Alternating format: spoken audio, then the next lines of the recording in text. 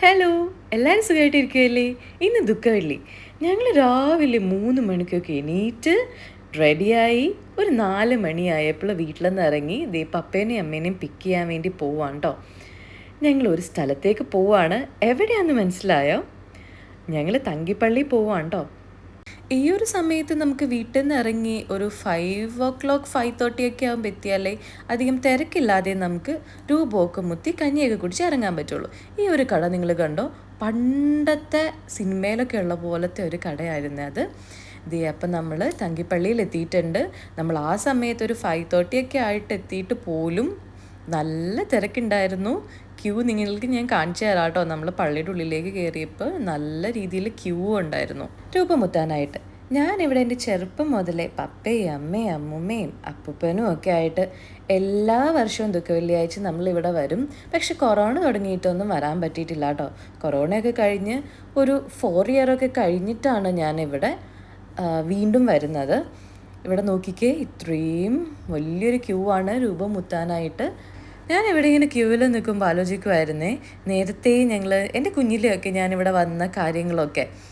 അപ്പോഴും എങ്ങനെയാ തിരക്ക്, അതുപോലെ തന്നെ ഇപ്പോഴും നല്ല തിരക്കുണ്ട്. ഇവിടെ ആളുകൾ നേർച്ചയായിട്ട് ഉരുള് നേർച്ചയും പിന്നെ മുട്ടിൽ നീന്തുന്ന നേർച്ചയൊക്കെ ഇവിടെ ഉണ്ട്. അപ്പോൾ നിങ്ങൾക്കിവിടെ കാണാം. ഞാൻ സൂം ചെയ്തിട്ടുണ്ട്. അങ്ങേ അറ്റത്തെ കുരിശീന്ന് തുടങ്ങി അവിടെ നിന്നാണ് ഇവരിങ്ങനെ ഉരുണ്ട് വരുന്നത് കേട്ടോ. മുട്ടിലഴിഞ്ഞുമാണെങ്കിലും അവിടെ നിന്നാണ് ആ കുരിശ്, നിങ്ങൾ കാണുന്ന ആ കുരിശിൽ നിന്നാണ് ഇങ്ങനെ വന്ന് അത്യാവശ്യം നല്ല ഡിസ്റ്റൻസ് ഉണ്ട് പള്ളിയുടെ അവിടം വരെയും പീഡാസന രൂപം വെച്ചേക്കുന്ന അവിടം വരെയും ഇവരിങ്ങനെ പോകുന്നത് കേട്ടോ. ഇവിടെ മഴ പെയ്തിട്ടുണ്ടായിരുന്നു തോന്നണേ. അപ്പോൾ അതുകൊണ്ട് മണ്ണൊക്കെ ആകെ നനഞ്ഞ് വെള്ളമൊക്കെ ആയിരുന്നു. പക്ഷെ അതൊന്നും നോക്കാതെ കുറേ പേര് അവരുടെ നേർച്ച കഴിക്കുന്നത് നമുക്ക് ഇവിടെ നിന്ന് കാണാൻ പറ്റും കേട്ടോ. തങ്കിപ്പള്ളിയുടെ ഹിസ്റ്ററി അറിയാൻ പാടില്ലാത്തവർക്ക് വേണ്ടിയിട്ട് ഞാനൊരു ചെറിയൊരു ബ്രീഫായിട്ട് ഞാൻ പറഞ്ഞു തരാം കേട്ടോ. 16th സെഞ്ച്വറിയിലാണ് തങ്കിപ്പള്ളി പണിയുന്നത്. അപ്പോൾ ഇവിടുത്തെ രൂപമാണ് കേട്ടോ, പീഡാസന രൂപമാണ് ഇവിടുത്തെ പ്രത്യേകത. കൂടുതൽ പേർക്കും അറിയാൻ പറ്റും ഈശോയുടെ ആ രൂപത്തിൽ മുടി വളരുന്നത്. ഇത് പെട്ടെന്നൊന്നും നമുക്ക് മനസ്സിലാവത്തില്ല. പക്ഷേ ആ രൂപം ഈ പള്ളിയിൽ വന്നിരുന്ന ആ ഒരു വർഷം മുതൽ ഈ ഒരു വർഷം വരെയുള്ള ആ മുടിയുടെ ലെങ്ത്തിൻ്റെ ആ ഒരു ഡിഫറൻസ് നമുക്ക് മനസ്സിലാക്കാൻ പറ്റും. ഈ ഒരു രൂപം ഈ പള്ളിയിൽ എങ്ങനെയാണ് എത്തിയെന്ന് വെച്ചാൽ, സെക്കൻഡ് വേൾഡ് വാറിൻ്റെ ഒരുക്കങ്ങളൊക്കെ നടക്കുന്ന ആ ഒരു സമയത്ത് ഇവിടുത്തെ ഇടവക ജനങ്ങൾക്ക് വേണ്ടി പ്രാർത്ഥിക്കാനായിട്ട് ഒരു പീഡാസന രൂപം വേണമെന്ന് പള്ളിയിലെ അച്ഛനോട് ആവശ്യപ്പെട്ടു. പക്ഷെ അവിടുത്തെ ഇടവക ജനങ്ങൾ വളരെ പാവപ്പെട്ടവരും ബുദ്ധിമുട്ടിലും ഒക്കെ ആയിരുന്നതുകൊണ്ട് അവർക്ക് പൈസ ഉണ്ടായിരുന്നില്ല ആ ഒരു രൂപം വാങ്ങിക്കാൻ വേണ്ടിയിട്ട്. പിന്നെ എങ്ങനെയാണ് ഇവർ ഈ പീഡാസന രൂപം വാങ്ങിയതെന്ന് വെച്ചാൽ, ആ ഇടവകയിലെ സ്ത്രീകൾ ഓരോ ദിവസവും കുക്ക് ചെയ്യുമ്പോൾ ഓരോ പിടി അരി മാറ്റി വെക്കും. എന്നിട്ട് ഒരു വർഷമായപ്പോൾ അവർക്ക് കിട്ടിയ ഈ അരി വിറ്റ് കിട്ടിയ പൈസ കൊണ്ടാണ് നമ്മൾ ഈ കാണുന്ന പീഡാസന രൂപം, ഈശോയുടെ പീഡാസന രൂപം വാങ്ങിക്കുന്നത്. അത് കൊണ്ടുവരുന്നത് എടക്കൊച്ചിയിൽ നിന്നാണ് കേട്ടോ. അതാരാണ് പണിതത് അതൊന്നും നമുക്ക് ഇതുവരെ അറിയത്തില്ല. അങ്ങനെ ഇടക്കൊച്ചിയിൽ നിന്ന് ഈ രൂപം കൊണ്ടുവരുന്ന വഴിയിൽ അരുക്കുറ്റിയിൽ വെച്ച് ബ്രിട്ടീഷുകാർ ഈ ഒരു കാറ്റമറനിലാണ് നമ്മുടെ ഈശോയുടെ രൂപം കൊണ്ടുവരുന്നത്. അപ്പോൾ അവിടെ വെച്ച് ബ്രിട്ടീഷുകാർ തടഞ്ഞ് രൂപത്തിന് ടാക്സ് വേണം എന്ന് പറഞ്ഞു.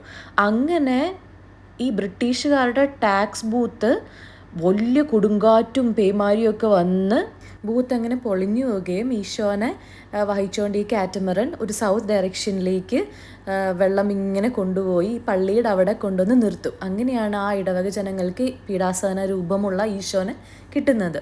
അപ്പോൾ അതാണ് കേട്ടോ ഈ പള്ളിയുടെ ഒരു ചരിത്രം. പ്രത്യേകിച്ച് ആ ഒരു പീഡാസന രൂപം എങ്ങനെയാണ് ഈ പള്ളിയിൽ എത്തിയെന്നുമാണ് ഞാൻ കുഞ്ഞതായിട്ട് ഞാനൊന്ന് പറഞ്ഞു പോയതാണേ.